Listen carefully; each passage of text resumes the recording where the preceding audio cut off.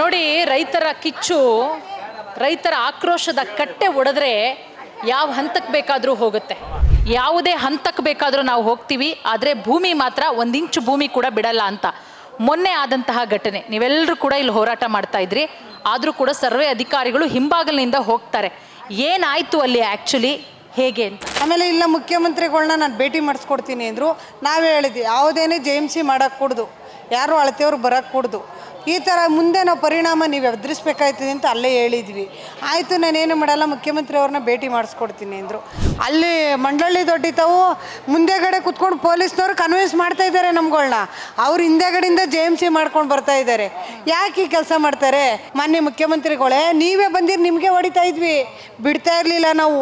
ನಮ್ಮ ಭೂಮಿ ಕಸ್ಕೊಳ್ಳೋ ಟೈಮ್ ಬಂದಾಗ ನಾವು ಯಾವ ಹಂತಕ್ಕಾನ ಓದೇ ಹೋಯ್ತೀವಿ.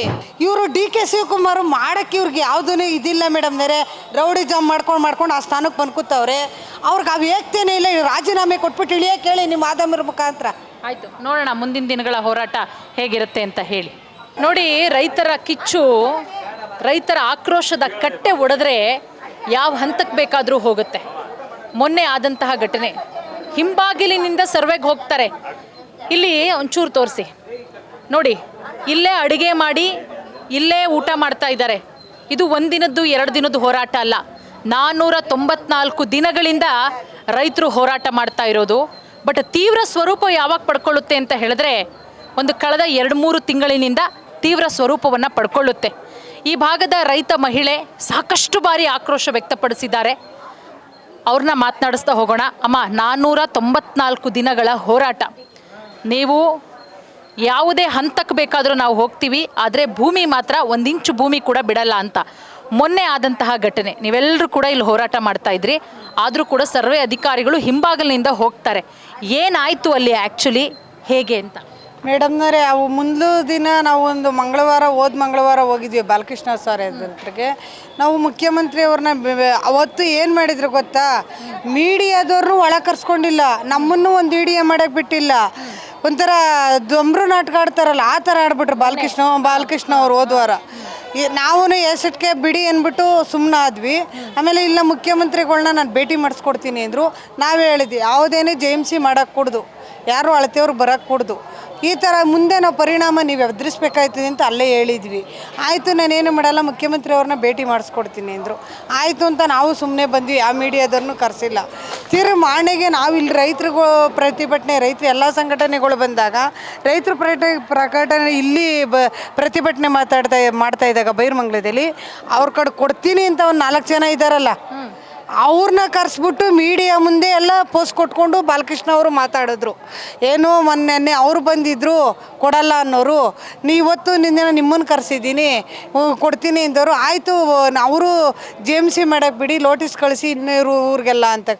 ಆಯಿತು ಮಾಡ್ತೀನಿ ಹೋಗಿ ಅಂದ್ಬಿಟ್ಟು ಅದೇ ಥರ ಇದನ್ನು ಮಾಡಿದ್ದಾರೆ ಇವರು. ಇಲ್ಲಿ ನಾವು ಬರಲ್ಲ ಅಂದ್ಕೊಂಡು ನಾವು ಸುಮ್ಮನೆ ಇದ್ವಿ. ಏನು ಮಾಡಿದ್ರು, ಏಕ್ತಮ್ಮು ಇಲ್ಲಿ ಪೊಲೀಸ್ನವ್ರು ಮುಂದಾಗಿ ರಿಜರ್ ಎಲ್ಲ ಬಂದು ಆ ಮರಲ್ಲಿ ನಿಂತ್ಕೊಂಡು ಈ ಮೂರಲ್ಲಿ ನಿಂತ್ಕೊಂಡು ಬೈರಮಂಗಲದಲ್ಲಿ ಎಲ್ಲೋ ಬಂದಿಲ್ಲ ಅಂದ್ಬಿಟ್ಟು ಬೈರಮಂಗಲದಲ್ಲಿ ನಾವು ಪ್ರತಿಭಟನೆ ಮಾಡ್ತಾಯಿದ್ವಿ. ಅಲ್ಲಿ ಮಂಡಳಿ ದೊಡ್ಡಿತಾವು ಮುಂದೆಗಡೆ ಕುತ್ಕೊಂಡು ಪೊಲೀಸ್ನವ್ರು ಕನ್ವಿನ್ಸ್ ಮಾಡ್ತಾ ಇದ್ದಾರೆ ನಮ್ಗಳನ್ನ. ಅವ್ರು ಹಿಂದೆಗಡೆಯಿಂದ JMC ಮಾಡ್ಕೊಂಡು ಬರ್ತಾ ಇದ್ದಾರೆ. ಯಾಕೆ ಈ ಕೆಲಸ ಮಾಡ್ತಾರೆ? ಈಗ DK ಶಿವಕುಮಾರ್ ಹೇಳ್ತಾರೆ, ನನ್ನ ಅಧಿಕಾರಿಗಳು ನಾನು ಕಳಿಸಿದ್ದೆ, ನೀವ್ಯಾಕೆ ಪರ್ಕೆಲ್ ಹೊಡಿಬೇಕು ಅಂತಾರೆ. ನನಗೆ ಯಾಕೆ ಹೊಡಿಬೇಕು? ಅಧಿಕಾರಿಗಳು ಕಳಿಸೋದಕ್ಕೆ ಅಧಿಕಾರಿಗಳು ಹೊಡೆದಿದ್ವಿ. ಮಾನ್ಯ ಮುಖ್ಯಮಂತ್ರಿಗಳೇ, ನೀವೇ ಬಂದಿರಿ, ನಿಮಗೆ ಹೊಡಿತಾ ಇದ್ವಿ, ಬಿಡ್ತಾ ಇರಲಿಲ್ಲ ನಾವು. ನಮ್ಮ ಭೂಮಿ ಕಸ್ಕೊಳ್ಳೋ ಟೈಮ್ ಬಂದಾಗ ನಾವು ಯಾವ ಹಂತಕ್ಕಾನ ಓದೇ ಹೋಯ್ತೀವಿ. ಈಗ ನಿಮ್ಮ ಭೂಮಿ ಹತ್ರಕ್ಕೆ ಬಂದರೆ ನೀವು ಬಿಟ್ಬಿಡ್ತೀರಾ? ಮೇಡಮ್ನವರೇ, ನಾವು ಒಂದು ಸರ್ವೆಗೆ ಕಟ್ಬಿಟ್ಟು ಬರ್ತೀವ, ತಿಂಗಳಾರ್ಗಟ್ಲೆ ಆಗುತ್ತೆ. ಒಂದು ನೋಟಿಸ್ ಕಳಿಸ್ತಾರೆ, ಆಜು ಬಾಜುಗೆ ನೋಟಿಸ್ ಕಳಿಸ್ತಾರೆ, ಎಲ್ಲ ಮಾಡ್ತಾರಲ್ಲ. ನೀವು ಯಾವ ಆಜು ಬಾಜುಗೆ ನೋಟಿಸ್ ಕಳಿಸಿದ್ದೀರಾ? ಕಳಿಸಿಲ್ಲ. ಯಾರೋ ಕೊಡ್ತೀನಿ ಇಂದೊಂದು ಒಬ್ಬನ ತಗೋತೀನಿ ಅಂತ ನೀವು ಹೇಳ್ತೀರಲ್ಲ, ಕೊಡ್ತೀನಿ ಇಂದೋನು ಮುಂದೆ ಇರ್ತಾನೆ, ಕೊಡಲ್ಲ ಅಂದನು ಹಿಂದೆ ಇರ್ತಾನೆ. ಅವ್ನಿಗೆ ಹೋಗೋಕ್ಕೆ ಜಾಗ ಬೇಡವಾ?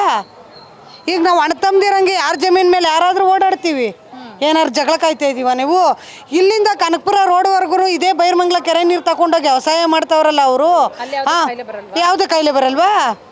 ಹೊಸೂರವರು ಈಗ ಇದೇ ರಾಜಣ್ಣನವರು ಇದೇ ಬೈರಮಂಗಲ ಕೆರೆ ನೀರು ತಗೊಂಡಾಗ ವ್ಯವಸಾಯ ಮಾಡ್ತಾರೆ. ಅವ್ನಿಗೆ ಯಾವ ಕ್ಯಾನ್ಸರ್ ಬರಲಿವ, ಯಾವ ಇದು TB ಕಾಯಿಲೆ ಬರಲಿವ, ಯಾವ ಇತರ ಕಾಯಿಲೆನೂ ಬಂದಿಲ್ವ ಅಯ್ಯಪ್ಪನಿಗೆ? ಯಾಕೆ ಹೇಳಿಕೆ ಕೊಡ್ತಾರೆ ಮೇಡಮ್ನವರೇ? ನಿನಗೆ ಪಾರ್ಟ್ನರ್ಶಿಪ್ ಮಾಡಿ ಈಗ ನಿನ್ನೆ ಏನು ಹೇಳಿದ್ರು, ಡಿ ಕೆ ಶಿವಕುಮಾರ್ ಅವರು ಒಂದು ಪ್ರೆಸ್ ಮೀಟ್ ಮಾಡ್ತಾರೆ. ಯಾಕಂದರೆ ಅವ್ರು ಮಾಡಿದ ತಕ್ಷಣ ಕುಮಾರಸ್ವಾಮಿ ಅವರು ಮಾಡ್ತಾರೆ. ಡಿ ಕೆ ಶಿವಕುಮಾರ್ ಅವ್ರು ಏನು ಹೇಳ್ತಾರೆ, ನನ್ನ ತಾಯಂದರು ಯಾಕೆ ಅಧಿಕಾರಿಗಳಿಗೆ ಪರ್ಕೆಲ್ ಹೊಡೆದ್ರಿ, ನನಗೆ ಹೊಡಿರಿ, ಇದೆಲ್ಲ ನನಗೆ ಗೊತ್ತು ಯಾರು ಕುಮ್ಮಕ್ಕು ಅಂತ. ಕುಮಾರಸ್ವಾಮಿ ಅವರು ಕುಮ್ಮಕ್ಕು.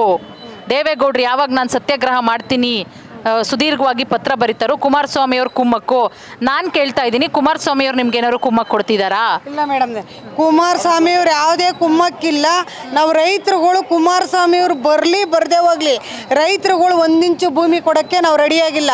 ಕುಮಾರಸ್ವಾಮಿ ಅವ್ರು ಯಾತಕ್ಕೆ ಇದಕ್ಕೆ ಎಂಟ್ರಿ ಆಗಿದ್ದಾರೆ ಅಂದರೆ ಅವ್ರ ಕೂಸು ಅಂತ ಡಿ ಕೆ ಶಿವಕುಮಾರ್ ಹೇಳೋದಕ್ಕೆ ಅದಕ್ಕೆ ಎಂಟ್ರಿ ಆಗಿದ್ದಾರೆ.